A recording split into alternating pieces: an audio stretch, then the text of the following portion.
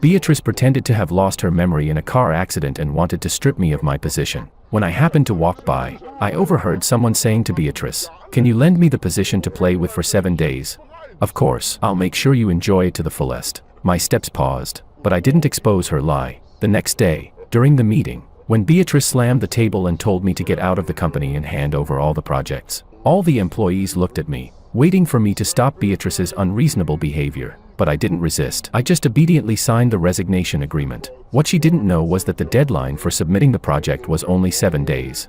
And the client only recognized me as the core person in charge. Chapter 1. You can leave if you want, but you must delete all the clients' and colleagues' contact information. Those are the company's resources, and you have no right to take them with you. Just as I was about to leave, I was stopped by Beatrice's ambiguous lover, Phineas. After managing the company for years, I knew very well that the company never had such a rule. He was clearly targeting me on purpose. I turned my head toward my wife. "Beatrice, is this what you want too?" Beatrice stared at me in a daze for a moment, then coldly nodded. If I really deleted all those resources, there would be no room left to fix anything. She was sure I couldn't bear to leave, and that's why she dared to be so tough. It wasn't surprising she thought so. We had been married for 7 years and still had no children. The company was practically our child, and I loved and protected it even more than she did. I worked day and night negotiating deals, cautious and diligent, not daring to delay a single bit. Last week, during a meeting, she proposed promoting Phineas directly to head of the technical department. The senior members of the company all owed her favors, so they reluctantly praised Phineas a few times and passed it. I was the only one who, after assessing that Phineas's ability was far from good enough, vetoed her proposal with a firm no, completely disregarding her pride. She knew very clearly that I would never allow her to mess around in the company. So this time, just to get Phineas what he wanted, she even put on a melodramatic act of memory loss, all to force me into submission. When the colleagues saw us arguing, they all hurried to persuade us. "Christopher, Vice President, calm down. Beatrice is just sick. As her husband, you need to understand her and be patient with her at such a fragile time." Encouraged by their words, Beatrice said solemnly, "My husband is everything. Anyone in this company who dares to go against my husband is going against me." Our colleagues laughed at that, pulling me aside playfully. "See, Christopher, your wife still loves you very much. She's just sick and is mistaking someone else for you." Feeling their envious gazes, I couldn't force a smile at all. The truth was the exact opposite of what they thought and saw. Beatrice and I, as husband and wife, were polite and respectful on the surface, but whenever issues arose, she always forced me to compromise and give in. No matter right or wrong, regardless of the situation, she always stood on the opposite side of me. Because of this, we argued often, but she always said that I was her family, and no matter how bad things got outside, we could always make up at home. But outsiders were different. Once they got angry, things could become irreversible. Though her words made me uncomfortable, hearing them again and again did make them sound somewhat reasonable. But now, seeing her in person, seeing how she could abandon her principles and bottom lines for Phineas, I finally understood. When you truly love someone, your first instinct when they are wronged is to protect them, not to coldly weigh pros and cons. As I was thinking, the stool in front of me was suddenly kicked over by Phineas. "Christopher, you shameless old man. Beatrice's husband is clearly me. If you dare to spout nonsense again, I'll tear your filthy mouth apart." He pointed at me and cursed as if I were the homewrecker ruining someone else's family. And Beatrice, having witnessed everything, didn't explain a word. She simply stood behind Phineas, silently supporting him. I tugged at the corner of my lips. "Fine, I'll delete them." With that, I took out my phone, posted a status saying I had resigned, and raised my hand, ready to deactivate my work account. Beatrice realized I was serious, and suddenly panicked. She hurried to stop me. "Forget it. Considering you're a long-time employee, you don't need to delete anything. Just go." All the colleagues let out a sigh of relief, but Phineas stomped his foot in dissatisfaction. "Baby, am I, the dignified vice president, not even allowed this bit of authority?" Beatrice, who always indulged Phineas's behavior, shot him a warning look this time, signaling him not to make trouble. Then she softened her expression and transferred 50,000 yuan to me directly, promising, "Don't worry, the company will never chill the hearts of its contributors. Even though you're resigning, what the company owes you won't be reduced by a single cent. We just need some time. As for your severance compensation, we'll give you an answer in 7 days. Go home and rest first." She thought I still didn't know her so-called amnesia was fake. She assumed that 7 days later, she could use her illness as an excuse, then apologize and beg for forgiveness, making everything return to how it was before. But she, the hands-off boss, had no idea that the most important project in her hands had only 7 days left before its submission deadline. This project involved a massive amount of money. If the submission wasn't made on time, or if any issue occurred, she would have to pay an enormous penalty. If this were before, for the sake of the company's stability and her future, I would have swallowed all grievances and compromised. But I was already exhausted. The company and her, I wanted neither anymore. In front of me, Beatrice subconsciously tried to straighten my tie, but then remembered her act and awkwardly withdrew her hand. I glanced at my phone and refunded the transfer. Then I deleted every remark I had set for her in one go. After doing all this, I looked at her calmly and said, "Beatrice, let's get a divorce." Chapter 2. Beatrice was stunned and blurted out, "You want to divorce me? Why?" Just as the words left her mouth, she realized she had slipped. She hurriedly corrected herself. "Divorce? Don't be ridiculous. How could I possibly have married you?" Watching her clumsy acting, I didn't bother exposing her lie, nor did I want to waste my breath arguing, so I simply went along with her play, making up nonsense as I went. "I tricked you into registering the marriage. Now let's go and get it dissolved." Hearing this, Phineas immediately burst into laughter and urged, "About time. Let's go right now." Beatrice hesitated, frowning. She didn't even care about the loopholes in my words, she just wanted to muddle through. "Forget it. This feels a bit strange. I'll decide later." I was puzzled. Didn't she like Phineas? I was taking the initiative to divorce her, giving them a clear path, yet she wasn't happy. If this had been before, I definitely would have asked her why, even ridiculously questioning whether she had ever loved me. But now, I didn't care to guess what was in her mind. I just wanted the divorce finalized as soon as possible. I raised an eyebrow at her and deliberately provoked, "You don't agree to the divorce because you can't let me go, is that it?" Phineas instantly tugged pitifully at Beatrice's sleeve. "Aren't I the one you love the most? How could you marry someone else?" Under the pressure from both of us, Beatrice could only grit her teeth and agree. When the three of us arrived at the Civil Affairs Bureau, just as we reached the entrance, Beatrice suddenly shook her head, pretending her memory had been triggered by something familiar. She even took my hand proactively. "This place looks familiar. I remember now. On New Year's Eve, you and I stood in a long line here to register our marriage." She knew that day had been my happiest memory. She thought that mentioning our supposedly beautiful past would make me reluctant to divorce. After all, she had used this exact trick to win me back every time she angered me before. But that day, I had not only overheard her faking her amnesia, I had overheard the way she talked about our marriage. What's so romantic about it? The only reason I agreed to marry him on the last day of the year is because I promised I would. But spending the rest of my life with someone I don't love, I truly couldn't accept it. So I kept delaying and delaying until the very last day before I forced myself to go through with it. Anyway, no matter who I marry, it's just passing the days. He has good conditions and can help me. He's a nice person too, a very suitable marriage candidate. I stood outside, listening to her praise, but my heart sank to the bottom. I had believed we were together for love, but to her, I was nothing more than a convenient tool. No wonder that once the company began thriving, she guarded all money and authority tightly, refusing to let me touch any of it. She had been wary of me all along.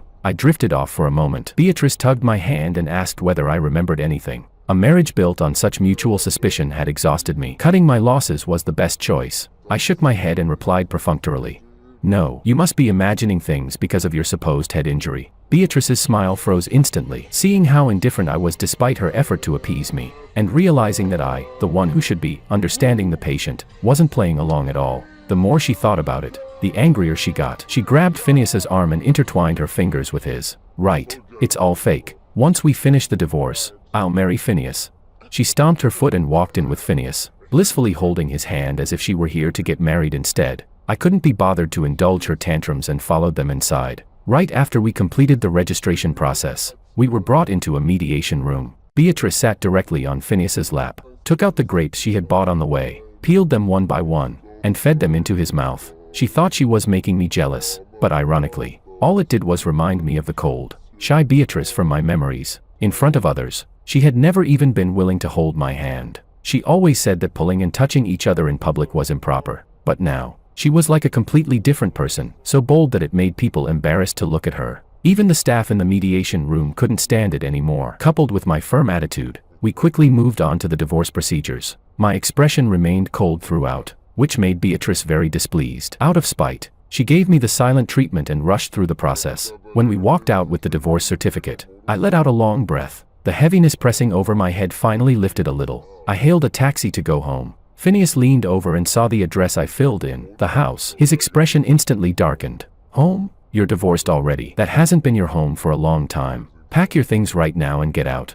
Beatrice stood beside him and laughed. "That's right. Kick the outsider out." She wanted me gone so she could clear the space for Phineas. No normal man could tolerate that. The old me couldn't either. But now, I simply nodded indifferently. Fine, I'll move out. I booked a hotel while sitting in the taxi. After arriving home, I started packing my things seriously. By this point, everything had spun completely out of Beatrice's control. She rarely backed down, but this time she did, pretending that she had regained a bit of memory. She picked up our wedding photo and asked me, "Christopher, when did we take this picture?"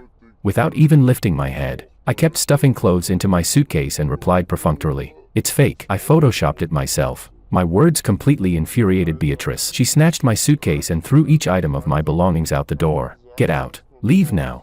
With a loud slam, she shut the door. I shook my head silently, bent down, picked up the clothes scattered on the ground, dusted them off, and stuffed them back into my bag. Inside the house, Phineas anxiously said, "President Beatrice, all of this is my fault. I should never have insisted on being vice president. Watching you two divorce. I feel awful. Maybe I should go explain things to my brother-in-law."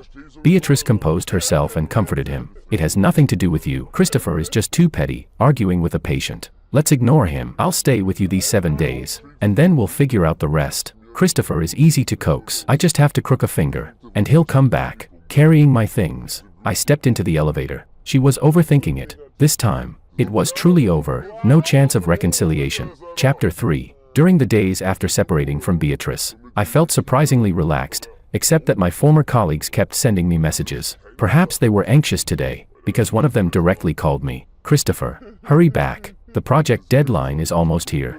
I was about to refuse when I suddenly heard a commotion, as if someone was snatching the phone away. A moment later, Phineas's angry voice came through. "Christopher, you've already been fired. Stop meddling in company affairs." My colleague was furious. "Phineas, what are you doing? Don't you realize that if this project fails, the company will lose a huge amount of money?"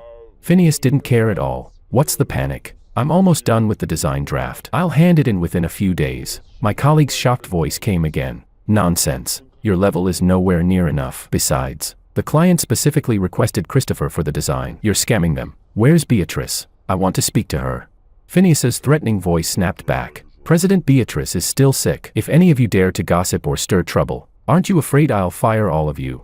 And with that, the call ended, but I could already guess what would happen next. After what happened to me, none of them would dare act rashly. They could only endure silently. I shook my head and stopped thinking about it. I truly let the company go. Before, I had been endlessly busy for the company. Now that I finally had time, I met up with friends. Each day was relaxed and carefree, washing away all the troubles. On the 7th day, I put on a suit and held a groom's boutonniere, preparing to attend a friend's wedding. As I entered the venue, I messaged my friend. The boutonniere fell in the car, but I found it. "I'm bringing it to you now." Just after I sent the message, I suddenly heard a familiar voice. "Thank you all for coming to attend my wedding with Phineas." I turned around and saw Beatrice wearing a wedding dress, arms linked with Phineas, greeting the guests. Their wedding photos were even displayed outside the hall. Phineas spotted me first. He grabbed Beatrice's chin and kissed the corner of her lips. The surrounding guests screamed in excitement, and Beatrice shyly hid in his arms. Then she suddenly looked up, right into my eyes, and froze. Realizing her reaction, she immediately straightened up and deliberately put some distance between herself and Phineas. Phineas noticed and pursed his lips, unhappy that Beatrice seemed to be leaning toward me,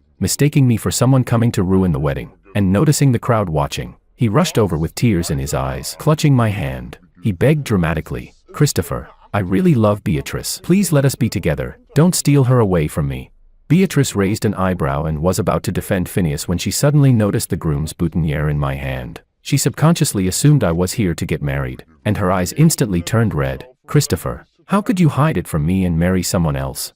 I knew she misunderstood, but I had no intention of explaining. I said coldly, "Ma'am, we're already divorced. Please have some self-respect." Beatrice stared at me in a daze. She no longer had the energy to act. She exaggeratedly pretended her memories were coming back, then grabbed my hand and asked, "Christopher, why am I wearing a wedding dress? Are you here to marry me again?" As she spoke, she reached for the boutonniere in my hand to pin it on me. I caught her hand, my voice indifferent. "Stop pretending. I heard the entire process of you and Phineas scheming that fake memory loss." Meeting the icy chill in my eyes, Beatrice realized she couldn't hide it anymore. Dropping the act, she said with an unpleasant expression, "I only did that because you're biased against Phineas and keep suppressing him. I had no choice but to resort to this. You don't even know, while you were gone, Phineas managed the company very well." I let out a cold laugh. Is he managing it well, or hiding things well? Do you even know that today is the deadline for the Bright Light Company project?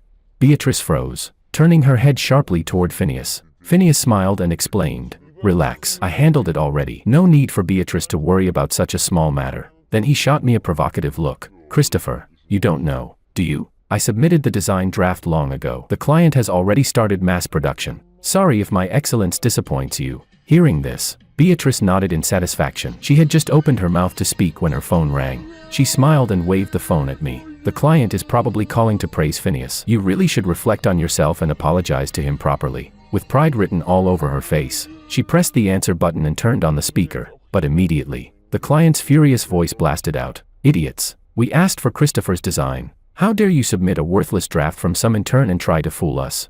This is a serious breach of contract. You've caused us massive losses. Prepare 100 million yuan for the penalty. See you in court. If you can't pay, be ready to rot in prison." Chapter 4. Beatrice was stunned by the scolding. How could this happen? We've cooperated so many times, there's never been a mistake.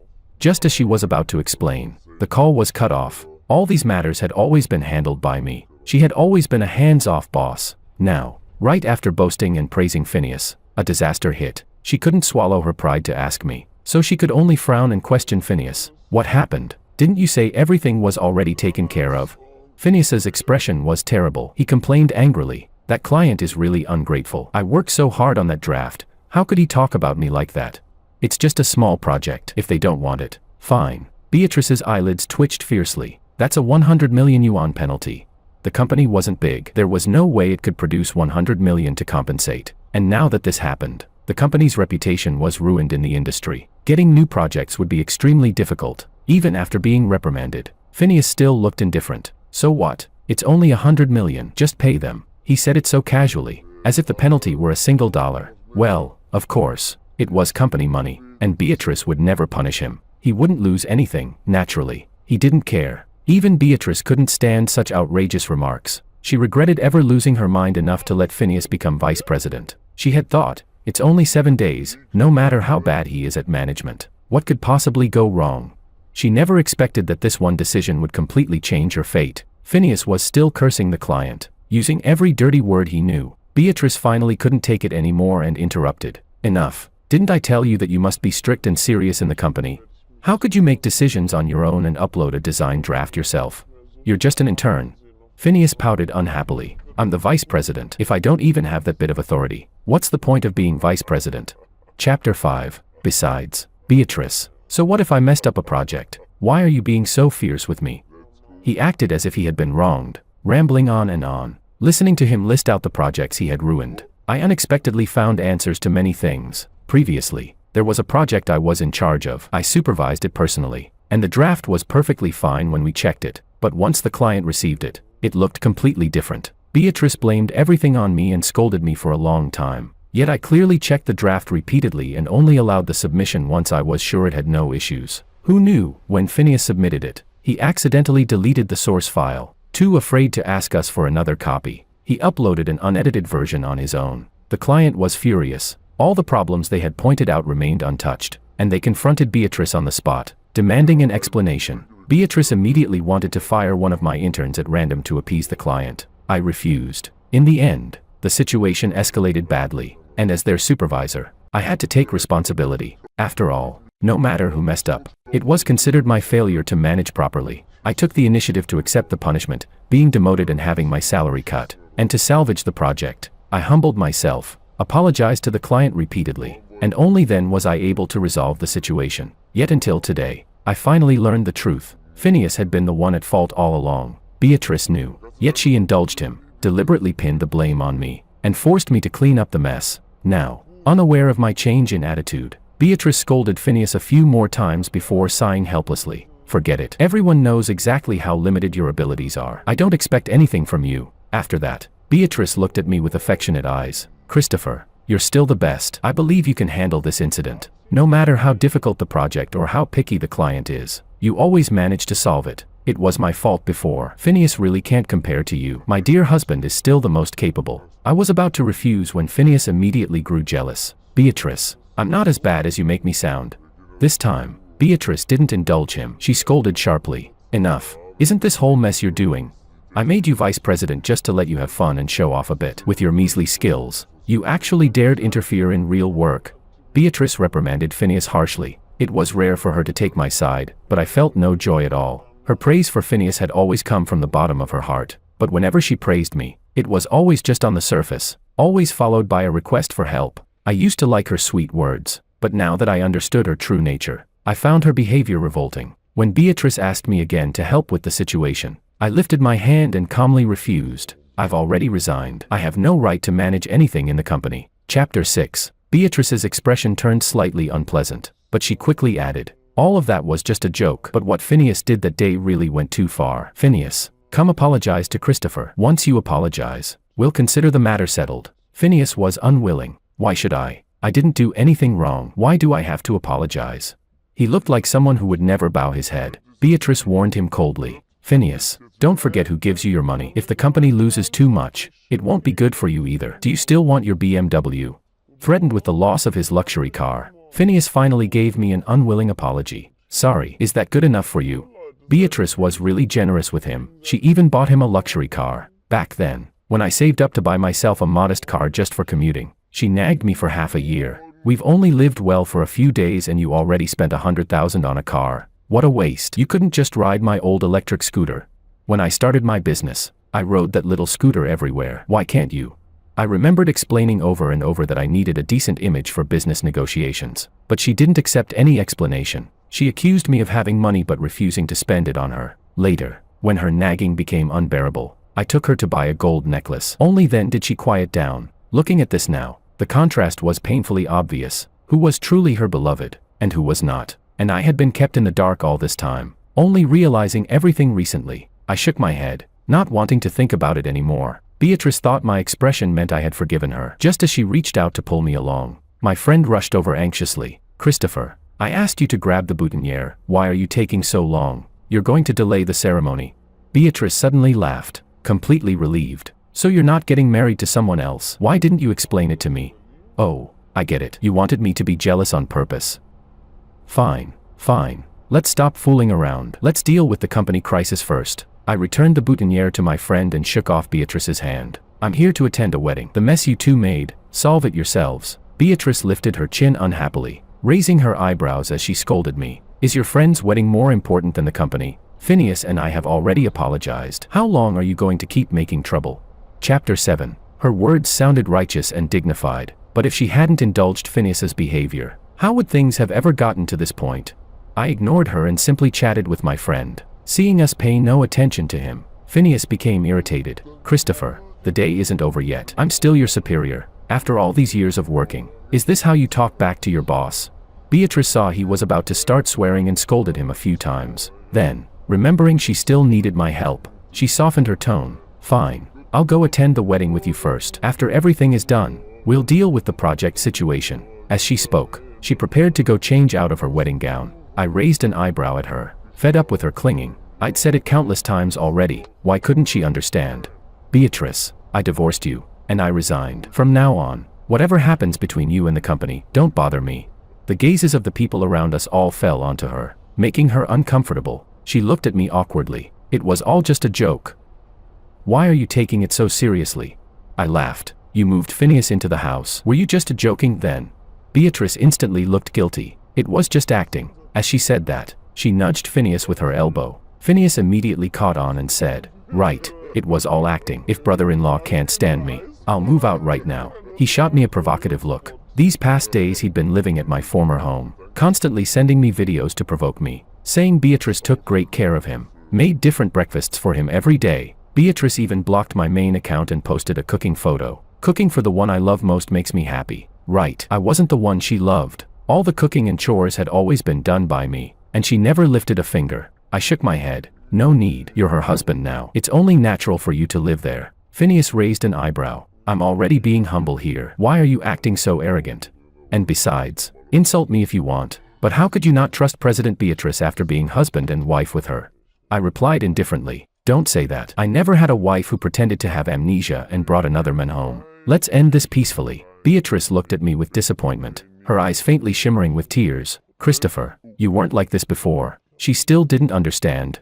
Before. I treated her well and gave in to her again and again because I loved her. But now, I didn't love her anymore. I walked toward the banquet hall with my friend and stopped paying attention to them. Chapter 8. At the wedding, I helped my friend run around handling things, and he didn't ask about what happened earlier. Only after everything was done did I finally have time to check my phone. That was when I realized that news of the company's project problem had already spread throughout the industry. Beatrice could no longer sit still. She had to stabilize the client on one side and calm down the furious shareholders on the other. The person running around frantically had become her. During this time, Beatrice also sent me messages asking for help, but I kept refusing every single one of them. This finally infuriated her. "Christopher, I'm giving you face by asking you to save the situation. Don't be ungrateful." I directly deleted and blocked her, never replying again. The situation spiraled out of control, spreading far beyond the usual circles. For several days in a row, she dominated the headlines. The company's stock price also plummeted rapidly.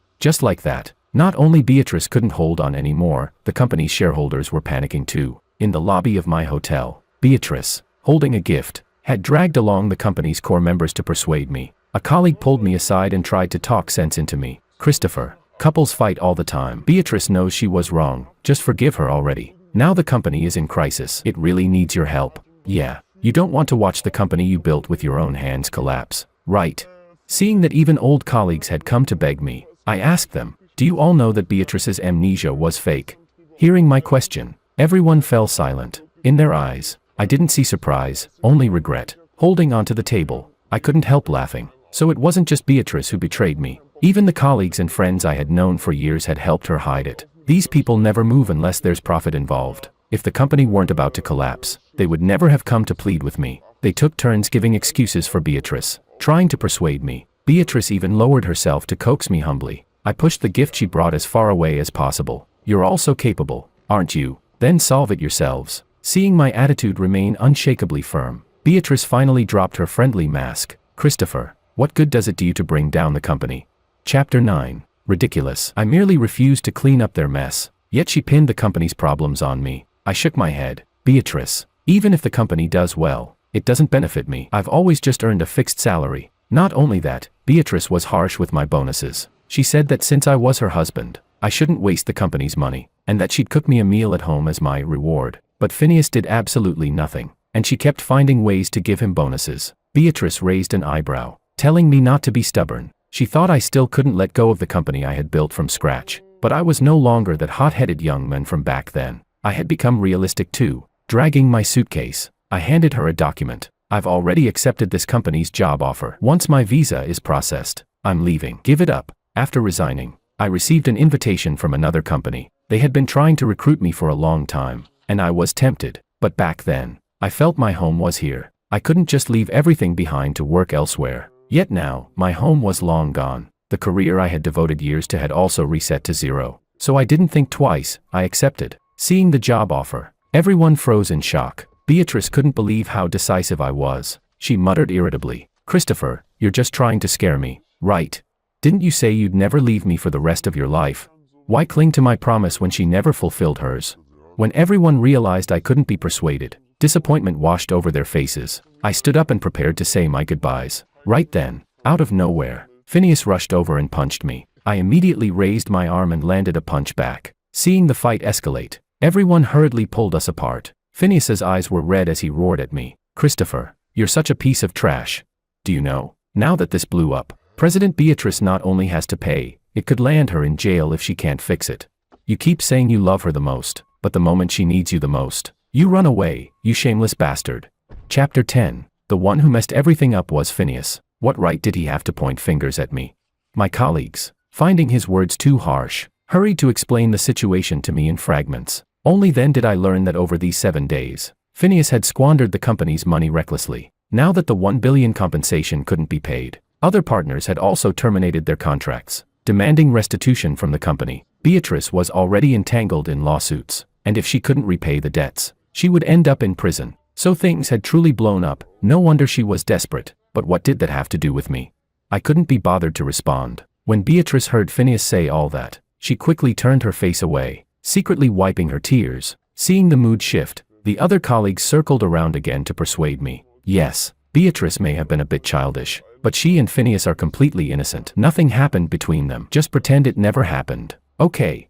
Exactly. We're all adults here. Marriage requires turning a blind eye sometimes. Don't take it too seriously. Right. After all, you were married, no matter what. You can't just watch her lose everything and even go to prison, can you? Looking at their disgusting attempts to persuade me, I didn't even want to dirty my mouth by arguing with them. If the same thing happened to their spouse, none of them would have remained as calm as I was. I shook my head, still unmoved. Beatrice gritted her teeth and finally lowered herself before me. I promise, this will be the last time. As long as you help me through this one thing, I swear I'll return to the family. If you're unhappy, I'll fire Phineas right now. I'll cut ties with him completely. Phineas stood there red-eyed, refusing to say another word, but I still didn't look back. No need. Just go live your life with him. Goodbye, everyone. Actually, no. It's never seeing you again. Ignoring Beatrice's desperate cries, I walked out, got into a taxi, and headed to the airport, boarding my flight. Not long after, I received messages from my former colleagues. The company had gone bankrupt. Beatrice, unable to repay the money, had all her assets frozen, and she was imprisoned. As for Phineas, every cent and item he had taken from Beatrice was recovered to help cover the debts. I quietly turned off my phone, got up from my bed, and headed to work. A new day had begun.